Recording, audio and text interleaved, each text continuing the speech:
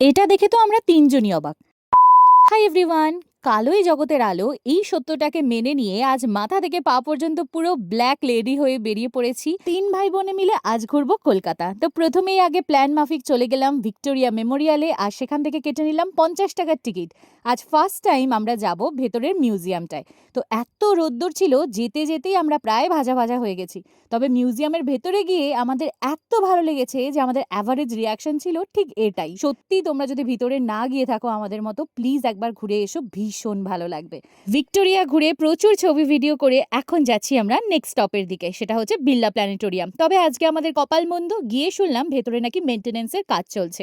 এক রাশ মন খারাপ নিয়ে চলে গেলাম সেন্ট পল ক্যাথিড্রাল চার্চে। আজ সারাটা দিন কিন্তু মারাত্মক মজা করে কেটেছে, আর এই দিনের লং ব্লগটা অলরেডি আমি চ্যানেলে আপলোড করে দিয়েছি। আমার নাম ঠান্ডা ছিল, আমার তো বেরোতেই ইচ্ছা করছিল না। তবে বনুরানী বলল পিছন দিকটা একবার যেতে, আর সত্যি এখানটা অসাধারণ ছিল, পুরো সবুজে ঘেরা।